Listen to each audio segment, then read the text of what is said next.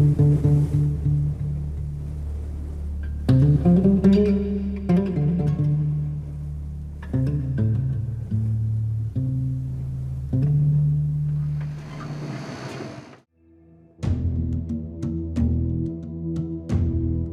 us how to read, and we will learn to lead.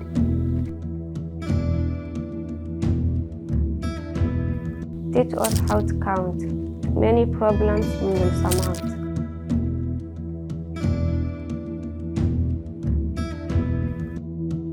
Teach us how to write.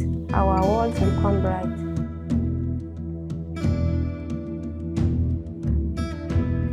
Teach us how to lead. Limits we will exceed.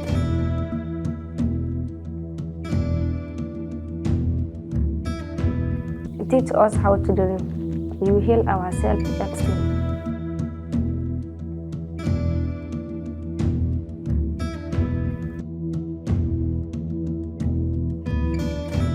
Teach us how to experiment, and we will no longer relent.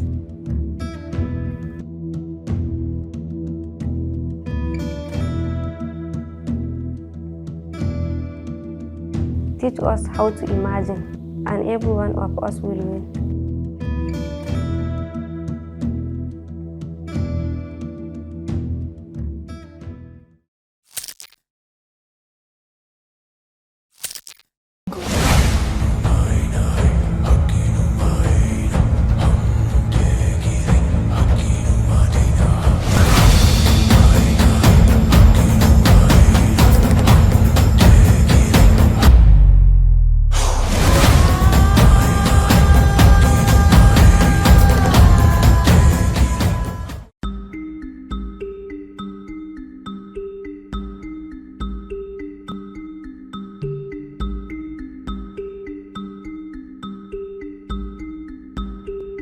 This poem by Olujuyigbe encapsulates the desires of over 100 children in Malaka community, Jigawa, Nigeria, who have to walk several kilometers to get access to primary school education.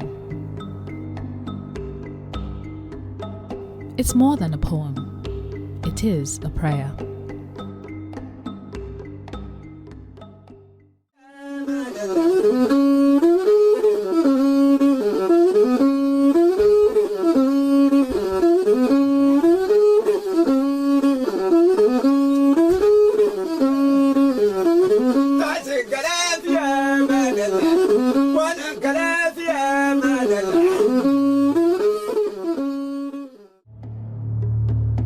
According to UNICEF, even though primary school education is free and compulsory, over 10.5 million children in Nigeria are out of school. This figure is reportedly bleaker in the northern regions, and so much so in its border communities. I observe that in this community, there are a lot of challenges that are hindering younger ones to attend education. These challenges include cultural, economic, and governance factors.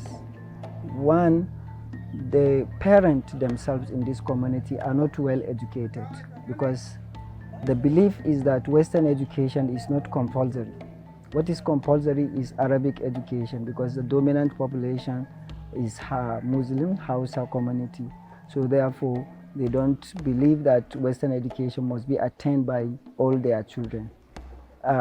This is why the parents themselves are not educated and they don't see the value in education, especially Western education. So with regards to the economic factors, as you have been to the community, you have seen how economic challenges in the community. Many families are struggling to feed their children, and therefore instead of them sending their kids to school, they rather send them to earn money for them. If education is the key to success, it's safe to say that the log has been placed far out of the reach of these children. Nevertheless, many of them defy the odds on a daily basis.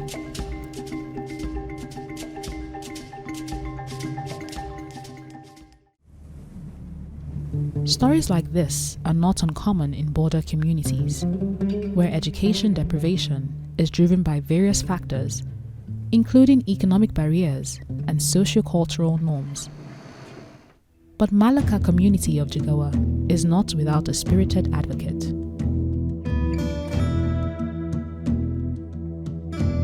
My name is Hauwa Dahiru, and I am an advocate for community education here in Malaka.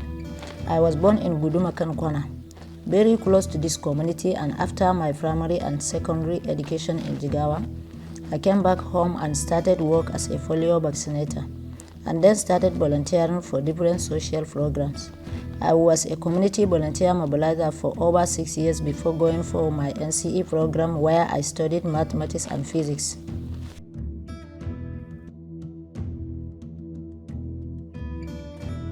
There are a lot of things that inspired me to come back to my community and serve as an advocate. The first one is, it is after my NCE program, I realized that how just limited we are in our community. I observed that there are a lot of children like me, which I need to be mentored and tutored. And also illiteracy is the most biggest problems in our community. That inspired me to come back to my community and serve for them, because there is no anyone that will assist them in the community. And also, illiterate is the most biggest perpetrator of ignorance. Ignorance means dependence. I realize that today's world always need more independent peoples, not dependent one. That is a major reason that allowed me to come back to my community and serve as a teacher.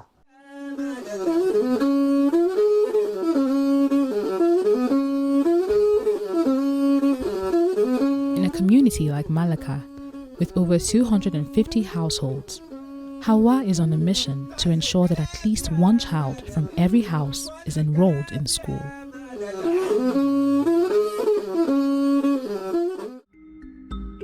I was once like these children, young and uneducated. But through my education, I have discovered that there is a better world out there, a world of science, commerce, and technology, a world of endless opportunities. And I want more members of my community to be a part of that world. Her mission is a hard but not impossible one.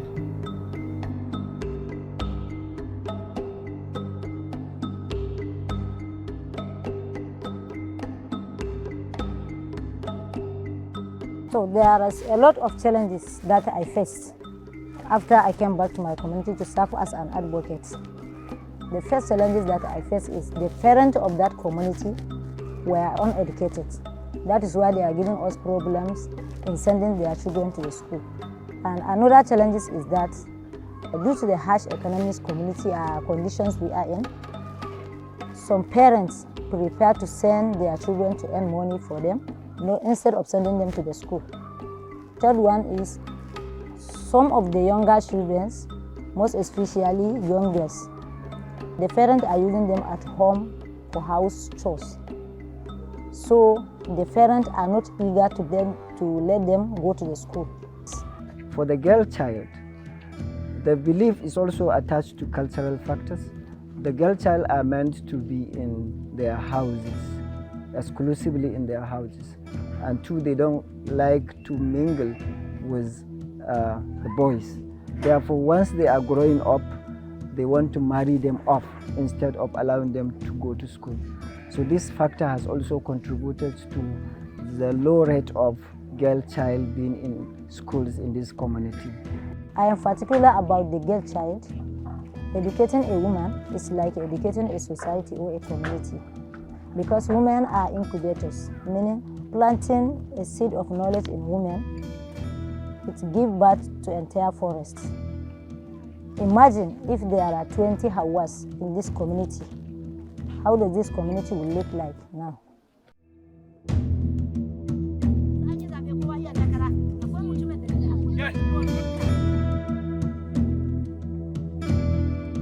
There are a lot of ways that I follow in order to convince the parents to send their children to the school.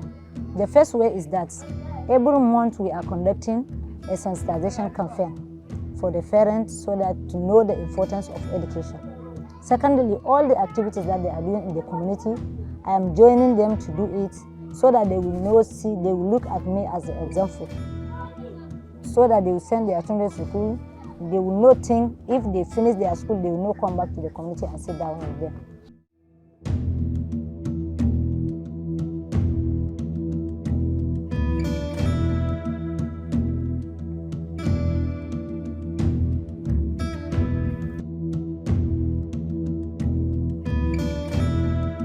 There is no established school for the pupils in this community.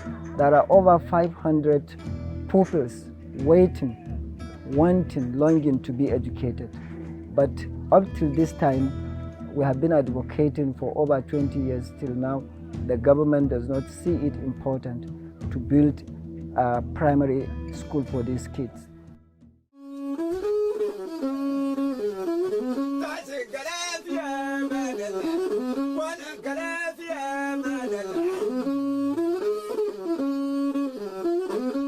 Hauwa's mission to enlighten the people of Malaka is one of inspiration and determination, and proof that wherever there is a will, there is truly a way.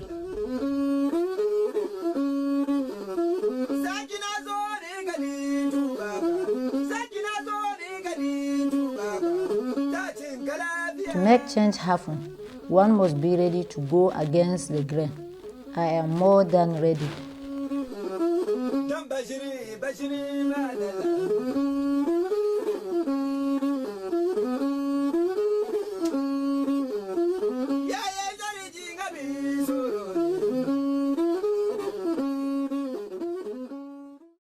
After mobilization and sensitization campaign, the youth and the parents contribute the little what they have and build 2 classes of mud for us. And instead of putting 20 to 25 children in the class, we are putting 70 to 80 children in the class, which is no convenience for the children, even the teachers. And they are sitting on the floor, no mattresses and chairs. Even the teachers, no permanent teachers, they are volunteering. Sometimes they may come, sometimes they may not come because anybody is paying them. No one will go and force them to come and teach, unless if they have chance. Most of the teachers that I used to teach the kids under the shade are volunteering. There's no permanent staff or teacher employed by the government to teach these pupils who are wanting to be educated.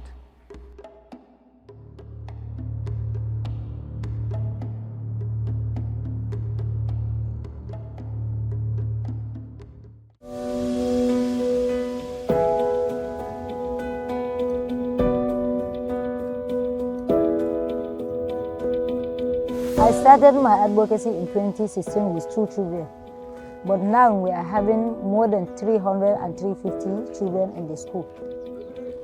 Even the parents are willingly to send their children to the school. And even the youth, if they found their children on the way playing, they are fighting for them to send them to the school. Before, we are learning on that tree, but now we are having 2 mud classes, which is conducted by the youth of the community.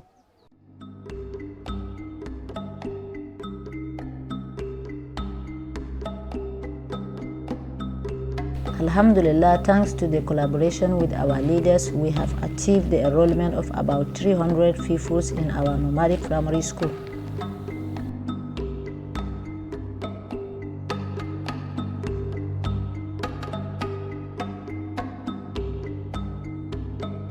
Children are the leaders of tomorrow. As cliche as this sounds, it is nothing but the truth. If you can invest more in the literacy of our children, our community will grow exponentially. We need more blocks in the primary school to accommodate more students.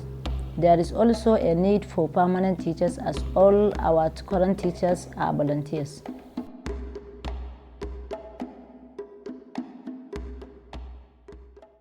I want to be a teacher.